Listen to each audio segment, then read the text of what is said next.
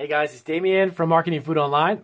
I've got a video tonight that I'm actually going to be responding to another question from one of my subscribers. I do enjoy doing these types of videos because, as I mentioned before, when I get a question from one subscriber, there's usually about a dozen or so other subscribers and people who are actually looking for an answer to the similar question. So as opposed to actually just going ahead and answering it, I want to just do a video on it and cover this question, and so I get a chance to answer it for as many people as I possibly can. And it's actually a question, believe it or not, that I get a lot. I get a lot of emails about this specific topic. And I think I've done about 2 videos, maybe 3 videos on this topic before. But I wanted to go over really quick a couple of different methods and a couple of different ways that you can come up with a price point for your product. But do keep in mind, all of the information I'm about to tell you has a lot of variables, and I'll explain what I mean by that. The old-fashioned way, before having e-commerce and having businesses online, you basically, let's say you have a product, you create it, it costs you a certain amount of money to create it, right? So you want to take it and you want to sell it to a retail store. This was before, the e-commerce took off online and before businesses sold products like on Amazon or using a third-party platform, selling on like an Etsy and eBay. So you produce a product, you have a little bit of a margin in there, and you sell that to a retailer, but you have to sell it to the retailer at a low enough price that the retailer then can mark up the wholesale price that you gave them, okay? So they can make some money too, because that's what they're in the business for. So that scenario is kind of a really simplistic way of how business used to be. Now that you are producing a food product, or any product for that matter, it doesn't matter if it's a food product or not, but let's say you are making let's just say a cookie, okay? And you have a set amount of ingredients for that cookie, and it costs you a set amount of money to produce it. But now you're selling on Amazon, eBay, Etsy, you know what I mean? You're going online and you're beginning to sell it through another platform, but that platform is charging you fees to sell it to your customer who's going to buy it through that platform, okay? Hopefully that makes sense. But there's a lot of variables involved in that, and the reason why I say that is that when you make a product, it's going to cost you a set amount of money, correct? I've said that already. You go to Amazon now, you're going to post that on Amazon. Amazon has a certain amount of fees, okay? And it's going to be based on a handful of variety of variables that come into play. And also then at that point, are you going to offer free shipping, or are you going to charge your customers? Because if you offer free shipping, then you got to keep in mind that overall price that you're charging a customer, your shipping costs are then going to come out of that amount too. So I'm going to go over about 4 or 5 different ways that you can really calculate a price, but keep in mind that there's a lot of variables involved, and unless you have a preset methodology, if you will, of how you're going to ship your product, if you're going to charge your customers or not, the shipping aspect is something that a lot of times you may not think of, especially if you're new to e-commerce or if you're new to doing business online. You may not think about what it costs for you to ship it to your customer, because that's going to come out of your bottom line for that specific transaction, okay? So let me get into that really quick. So pricing when you're selling online, it is a different ball game when you're doing business online and you're doing it yourself and you're utilizing Etsy, eBay, or even your own website for that matter, because then you do have a payment processor, and that payment processor has a fee as well. So there's a lot of variables that come into play. So let's just start with Amazon, okay? So you go online, you create a product, you have a store on Amazon. Now what do? You want to make a profit, obviously, with that product that you're making, but you can't charge $100 for a bag of potato chips that you make, okay? That just doesn't make sense. Now you can make bundles and you can make groups of products, and you're putting multiple products together, which can increase the price point, which I always recommend that you do. But how do you figure out what you're going to make after everybody gets their cut? And then you got to ship the product, okay? So now there's 2 ways that you could do this. Actually, there's 3. The first off, if you make a specific product, you can go on to Amazon and you can look up, what does the competition, what do people who sell a like item, they may not sell the exact item that you're making, because maybe you either packaged it a little differently, either a larger bag or a larger container, or maybe you offer it in a flavor that nobody else makes, okay? Or maybe you offer it with an accompanying other product, okay? So if you make, let's say, a jar of seasoned nuts and then you offer some gummy bears, just as a snack mix, as a combination of the two, obviously there may not be a lot of sellers that have that. But There are a lot of sellers that sell mixed nuts that are seasoned and have them packaged in a certain size. And then you also have a lot of people selling gummy bears, gummy worms, and those types of snacks. So you can go on and find out what do they sell them individually for, and then you're going to bring them together, and you want to know what it would be the total retail price if you sold the two together, okay? So I'm going to just do an example on the board really quick. So let's just say you went online and you're selling on Amazon, okay? Now, the two items that you want to put together, they have a retail price point, let's make this easy, of $20, correct? Okay. So they sell it for 20 bucks, okay? Now, you're making those two products. This is where the variable comes in, and this is where it's a little tricky, but you can still find your price point, but just keep in mind the different things that come into play. Now, the guy that's selling these two up here, he's just buying them and reselling them. He buys each one for $3, and he's like $6 into it, okay? But he didn't make it. He's just reselling them, okay? So he's got $6 invested in it, but here's the variable. He has no time invested in it, okay? The only time that he has is the packaging of it and shipping it out to the customer. He can buy the two items, bring it into his facility, put it on a shelf, sell it on Amazon, and then when he sells it, he takes it, put it in a package, a box, and he ships it, okay? Now, if you're making a product, which a lot of my viewers, as you know, I'm trying to teach you guys how to actually make your own food products. Now, you have not only ingredients, you have money invested in ingredients, but now you have time, okay? So you have to factor in how long does it take for you to make those two items, okay? Again, this is just an example. So this guy spends no time and he has $6 invested in it. Now, you're going to make it, but you can make it for $3, okay? So for $3, you can produce the same two items, put them together and bundle them and sell them, okay? But now you have to factor in, well, it took you 30 minutes to make it. So this is where the trick is. How much time, or better yet, how much money do you want to pay yourself for producing a product that takes 30 minutes of your time, okay? So the retail value of it is 20 bucks, right? Now, out of $20, you sell it. Well, you gotta pay Amazon their percentage. Okay. So 20 bucks. And for this example, I'm not going to get into all the technicalities of the specific percentages, all the percentages off, because it's enormous. For the different categories, the different sizes, the price point, and all, I'm going to make it really easy for the example. Okay. 20 bucks it retails, and let's say Amazon takes 10%. Okay.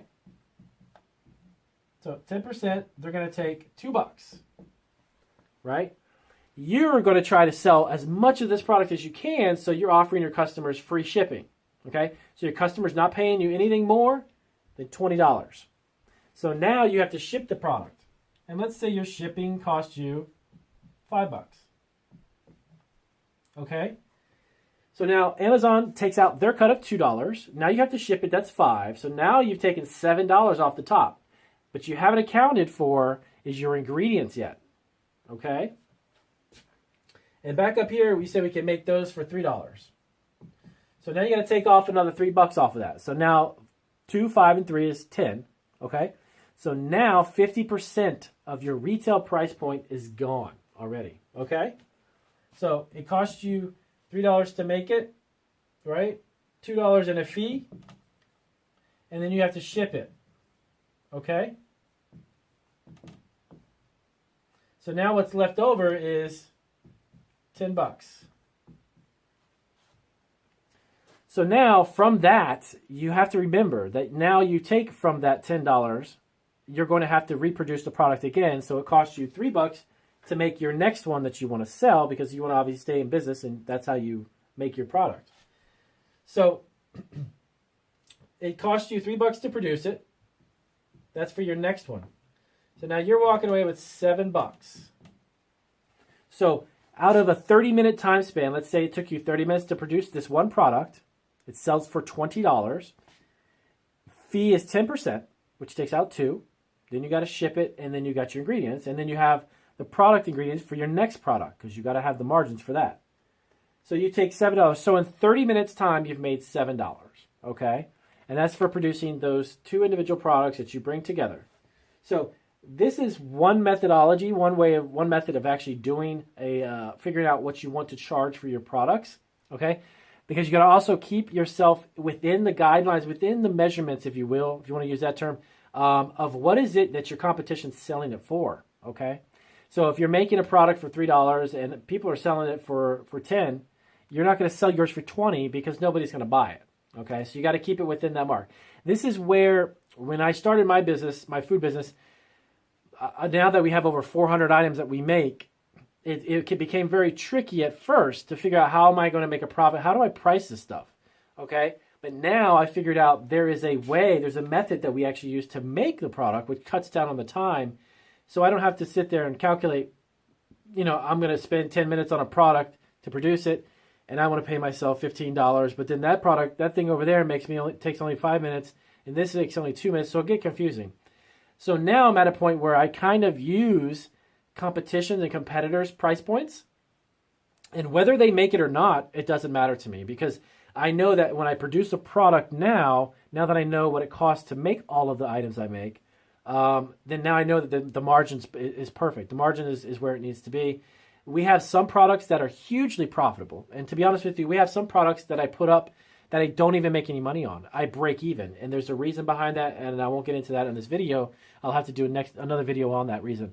But there's some stuff that I break even on, and I'm totally fine with that, because some of the stuff that we produce, the margins are anywhere from 37 to 42%, and it's just astronomical. But again, a lot of my customers, like on Amazon and eBay, these customers purchased. I had a lady a few days ago that purchased 400 pretzel rods, and the order itself was literally almost $800 for just one transaction.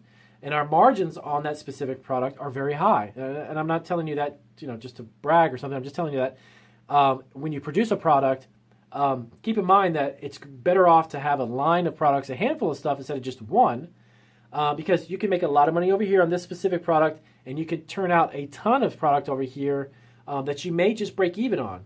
But again, it allows you to sell in tons of product, and you get out more and more products to more and more customers. And then those customers come back and end up spending a lot of the high ticket, high margin items. So it's something that's worked good for us, and I'm going to stick with it. So now that is just an example for Amazon.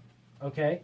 So again, if you are going on eBay too, the same calculations, the same method that I was using over here can be applied to eBay, where the variable comes in, and just keep this in mind. Etsy, eBay, and Amazon have different types of fees, okay?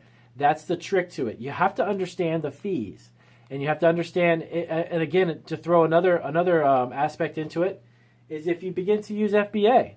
If you use FBA, that's a whole nother ball game, because then you're producing a product, you're shipping it, costs you money, right? Shipping it to FBA, shipping it to Amazon, then Amazon warehouses it, then Amazon fulfills your order. Then they have fulfillment fees. Now those are different than just seller fees when you're selling it directly yourself, and seller fulfilled orders are a whole different fee schedule, okay? So that's where the variable comes in. That's what I meant earlier when I first started talking on the video. Bottom line is, there is no clear-cut one specific method that will work for all these different platforms, okay? It used to be that way when you just sold to a retailer. You could either use a distributor or a wholesaler. You have a wholesale price, or you say, hey, 20% off of the retail, that's flat, done, finished, easy to go. It's not like that when you're using a platform to sell your products on. It's a different ballgame. So keep this in mind. Don't get discouraged or don't get frustrated when you're trying to figure out, hey, you know what? I got to figure out how much is your ingredients cost, your packaging, your labeling, everything that goes into your final product costs you something, okay? You got to factor in your time. You got to factor in your label. You got to factor in your packaging if it's a bag or a container. Then you got to package it. You got to factor in the ingredients, okay? And then if you're shipping it, how much does it cost you to ship it, okay? If you're charging your customers, that's different. If like before in the example, if I charge my customers $5, then I ain't got to worry about that. $5 comes out of their pocket, doesn't come out of my bottom line, okay? So, but then again, offering free shipping, and then sometimes even sellers actually factor in the shipping costs into their retail price point. That happens a lot. I don't necessarily do that. It's just because our margins are so big. I don't need to do that. Not on all of our items, but most of the items. But some sellers will do that, okay? So, hey, you might want to just charge your buyers a $5 flat fee to ship. I don't know. Depends on. The reason why I say I don't know is it depends on the size of your product. If you're bundling 20 cans of soup, obviously that's going to weigh like 20 pounds. So you can't just give away free shipping. If you're selling 20 bags of popcorn, it probably weighs less than 4 pounds. You know what I mean? So it depends on the product itself. You have to know your shipping, know your ingredients, know the platform that you're selling on, be aware of the fees, and then from there, create your retail price point, okay? Now, some people you'll notice, let's say you make a product. Some people who can produce a product, there are manufacturing facilities that can put out the same product you're making for 50 cents that it costs you $3 to make. And that's just a fact of life. Unfortunately, that's just the way it is. But you can still compete with them because you can bundle. You can offer a different flavor. You create the product needs to be unique unto itself. If there's 20 people who are selling the same item, you can still get in there and get your piece of the pie. It's just come up with a creative idea of how do you bundle it? How do you package it? Can I add this, or can I give this away for free? If you buy this, I'll give you this for free. That will attract the customer. You don't have to reinvent the wheel, and you don't have to remake a salsa, but maybe you make a flavor of a salsa that's just not out there.